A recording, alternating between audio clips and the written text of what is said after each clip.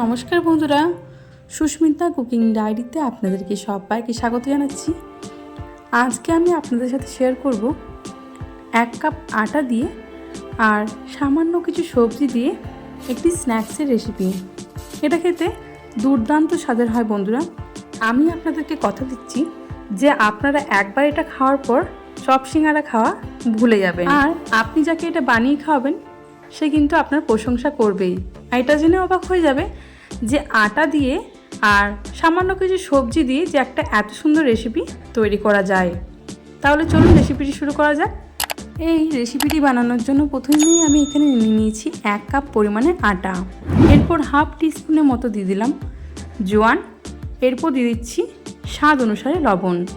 এরপর আমি দিয়ে দিলাম এখানে 2 টিস্পুনের মতো সাদা তেল। সমস্ত কিছু দিয়ে দেওয়ার পর খুব ভালোভাবে এটা মেখে নিয়েছি। এরপর অল্প অল্প করে জল দিয়ে আমি একটা শক্ত ডো তৈরি করে নেব। নর্মাল রুটি করার জন্য যেরকম আমরা ডো তৈরি করি তার থেকে একটু শক্ত করে মাখাতে হবে। বন্ধুরা খেয়াল রাখবেন ডোটা যেন নরম না হয়ে যায়। এখানে ডোটা কিন্তু আমার একদম তৈরি করা হয়ে গেছে। এরপর আমি এটা ঢাকা দিয়ে রেখে দেব। এরপর আমি নিয়ে নিলাম একটা বড় সাইজের বাটি। এর মধ্যে দিয়ে দিচ্ছি আমি গ্রেট করা আলুটা মিডিয়াম সাইজের। এরপর দিয়ে দিচ্ছি আমি গ্রেট করা বাঁধাকপি। এরপর দিয়ে দিচ্ছি ক্যাপসিকাম কুচি, একটা ক্যাপসিকামের হাফ ক্যাপসিকাম দিয়েছি। এরপর দিয়ে দিচ্ছি মিডিয়াম সাইজে একটা পেঁয়াজ কুচি, হাফ টিস্পুনের মতো লবণ দিয়ে দিলাম। এরপর সমস্ত কিছু খুব ভালোভাবে মেখে আমি 5 মিনিটের জন্য ঢাকা দিয়ে রেখে দেবো। ঢাকা দিয়ে রাখলে অনেকটা পরিমাণে সফট হয়ে যাবে, আর এর থেকে কিন্তু অনেকটা পরিমাণে জল বেরিয়ে আসবে। 5 মিনিট পর ফিরে এলাম বন্ধুরা। দেখুন এখান থেকে কিন্তু অনেকটা পরিমাণে জল বেরিয়ে এসেছে।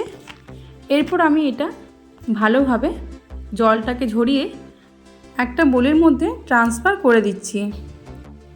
জলটা কিন্তু আমার খুব ভালোভাবে এর থেকে ঝরিয়ে নেওয়া হয়ে গেছে।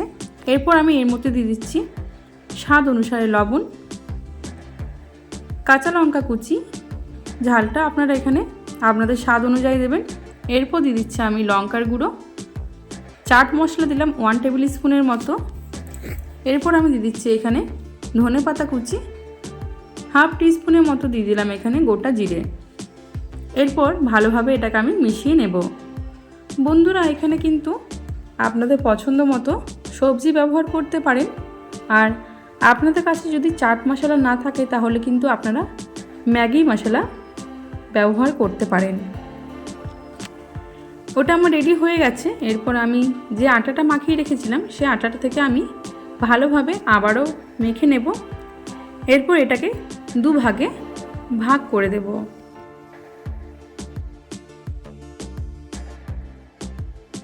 দুটো লেচি কাটা হয়ে গেছে বন্ধুরা আমার।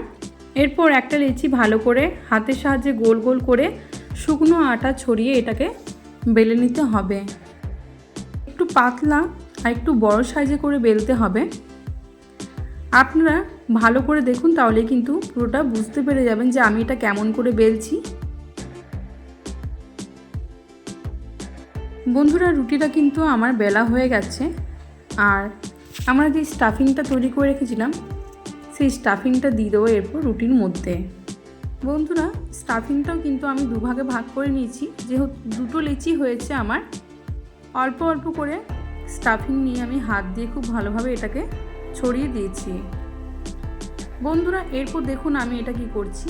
এরপর এটাকে রোলের মতো করে নিতে হবে, আর এটা খুব সহজেই কিন্তু করে ফেলা যায়। আপনারা একটু লক্ষ্য করুন। এরপর আমি সাইডগুলো কিন্তু খুব ভালোভাবে এটাকে সিল করে দিচ্ছি, যাতে করে ভেতরের পুরটা বাইরে না বেরিয়ে আসে। বন্ধুরা সাইড দিকটা আমি অল্প পরিমাণে জল লাগিয়ে দিলাম, যাতে করে মুখটা খুব ভালোভাবে বন্ধ হয়ে যায়। একটা কিন্তু আমাদের তৈরি হয়ে গেল, আরেকটা আমি এরকমভাবে বেলে এর মধ্যে পুর দিয়ে আবারও রোল করে নিচ্ছি। যেমন করে আগেরটা বললাম, একটুখানি জল দিয়ে খুব ভালোভাবে মুখটা বন্ধ করে দিতে হবে। এরপর সাইডগুলো আমি ভালো করে বন্ধ করে দিলাম। দুটোই কিন্তু আমার একই রকমভাবে তৈরি করা হয়ে গেছে। এরপর আমি এগুলোকে ভাপিয়ে নেব। সেজন্য একটা পাত্রের মধ্যে দিয়ে দিচ্ছি জল গরম হতে। এরপর আমি এটা ঢাকা দিয়ে 10 মিনিটের জন্য মিডিয়াম টু লো ফ্লেমে ভাপিয়ে নেব। 10 মিনিট পর আমি ফিরে আসছি বন্ধুরা। এখন ঢাকনাটা খুলে আমি দেখে নেব যে এটা আমাদের কীরকম ভাপানো হয়েছে। বন্ধুরা, এটা কিন্তু আমাদের খুব সুন্দর সেদ্ধ হয়ে গেছে ভেতর থেকে, আর বাইরের আটাটাও কিন্তু খুব ভালোভাবে সেদ্ধ হয়ে গেছে। এরপর এটাকে আমি নামিয়ে নেব। নামানোর পর এটাকে আমি ঠান্ডা করে নেব খুব ভালোভাবে। বন্ধুরা, আমি 10 মিনিট পর ফিরে এলাম। এটা খুব ভালোভাবে কিন্তু এখন ঠান্ডা হয়ে গেছে। এরপর এটাকে আমি কেটে নেব।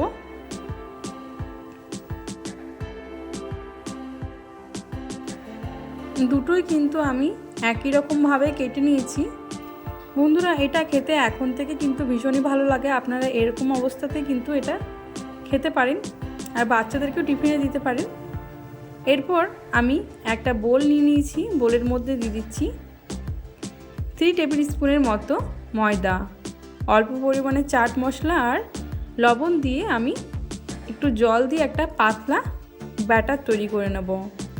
সব জলটা যদি আমি একবারে দিয়ে দিই তাহলে কিন্তু ডেলা পাকিয়ে যেতে পারে, সেজন্য অল্প অল্প পরিমাণে জল দিয়ে একটা পাতলা আমি ব্যাটার তৈরি করে নেব।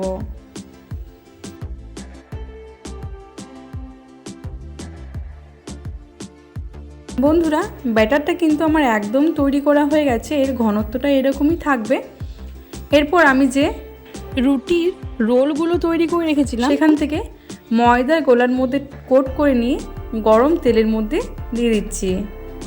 প্রথমে তেলটা খুব ভালোভাবে গরম করে নিয়ে মিডিয়াম টু লো ফ্লেমে এগুলোকে ভালো করে ভেজে নিতে হবে।